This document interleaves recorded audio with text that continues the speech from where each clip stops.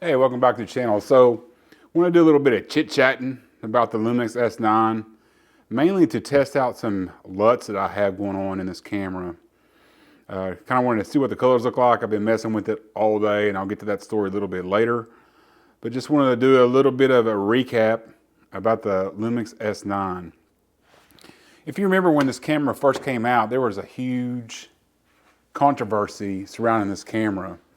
And what happened was Lumix flew out all these creators to Japan, put them up in a hotel, fed them for however long, and introduced this camera. And there was a big hubbub on the internet or on YouTube, the camera space about this whole camera and the ethics of product launches and all this type of stuff. All this was going on when the S9 was coming out, and it was kind of the creators against the viewers, and they were kind of going head to head.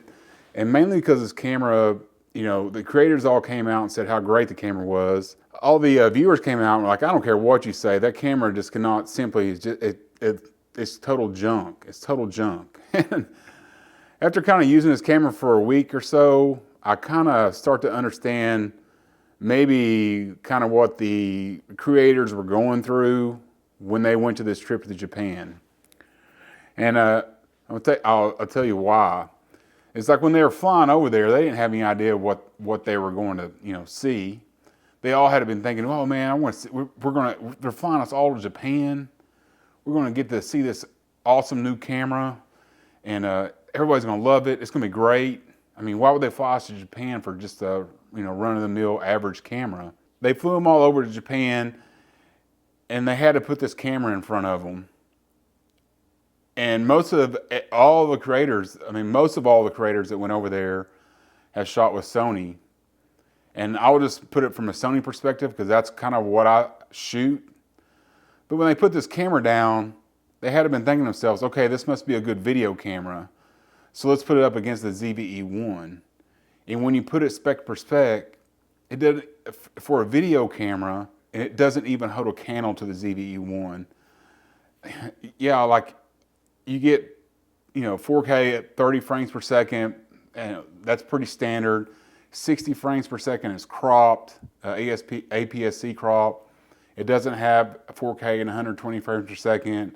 It doesn't have 250 frames in full HD. You had all these crazy video time limits. And those are all since have gone, but back in those days, the time limit was like 10 minutes in 4K, which is completely ridiculous.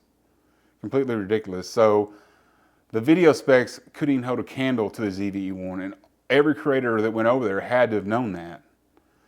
And then you get into the photo specs of it.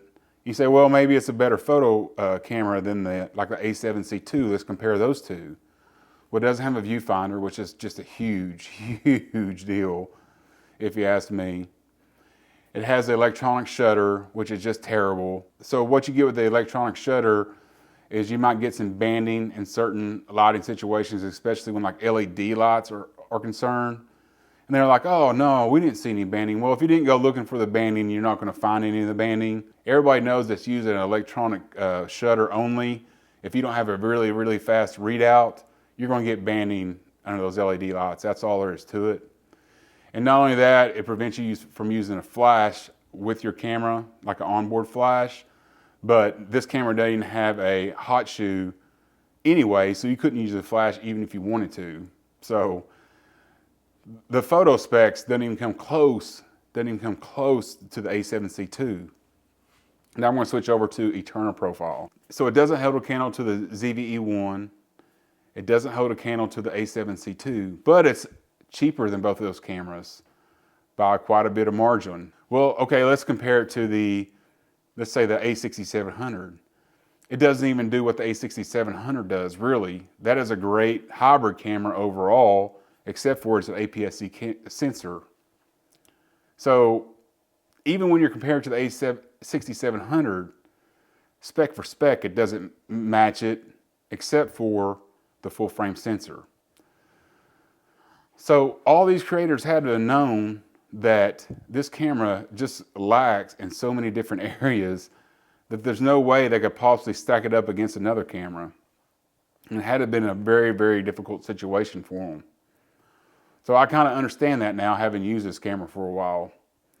You know, if somebody invited me out to Japan, I would have found every little positive thing I could have found to say about the camera, and wouldn't have even mentioned those other cameras, knowing that there's just, this camera can't hold a candle to any of them. And to me, I'm having difficult trouble finding out where this camera fits into my bag specifically. Like, if I was going to go out and shoot a vlog, would I pull this or the ZVE1? If I was going out like on vacation and wanted a more hybrid oriented camera, would I pull this or the A7CR? I'm having trouble figuring out where and when I would pull this camera instead of either one of those two. I don't think that I would under very many circumstances. And to be honest with you, this camera is holding on by a very, very thin thread. Like, I'm counting the days down to see whether I'm going to return it or not. I got a close eye on my return window because I just can't make up my mind. Now we're going to switch over to another profile that I made today. This is kind of my homemade profile. And let's talk about the camera app for a little bit. Now, the camera app is awesome. It connects super easy. It transfers the files super easy. It stays connected. All that 1,000 times better than anything any other camera company has going on except for action cameras. The whole thing is you can make these LUTs and put them on your camera and put them on your phone and just bake them right into your footage, and it's all easy, you know. Well, today I spent nearly half a day trying to figure out how to do that, to make this LUT that you're looking at right here. And I can't tell what it looks like until I get it back into the computer. But it took me half a day just to try to figure it out. It's very, very complicated. And I watched a ton of videos on how to do it. And you just sit there and watch them, and you're just kind of scratching your head like, what is going on here? Like, I do not understand.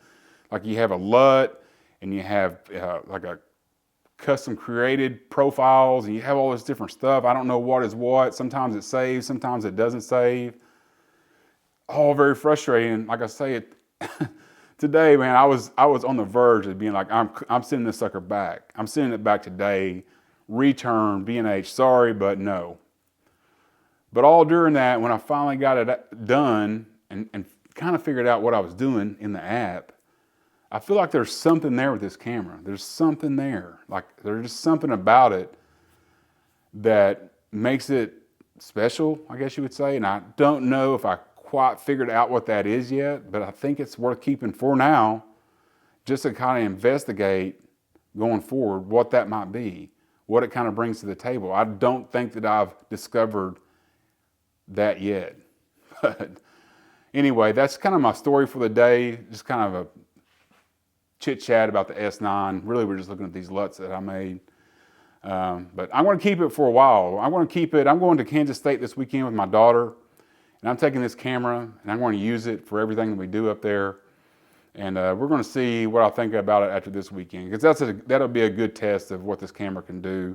And after that, I'll know for sure whether I'm going to keep it or not. So anyway, a rambling video. If you watch this far, thanks for watching. Go ahead and subscribe if you want to see more about the S9 and a lot of other stuff that I do. Thanks for watching, and we will see you on the next one.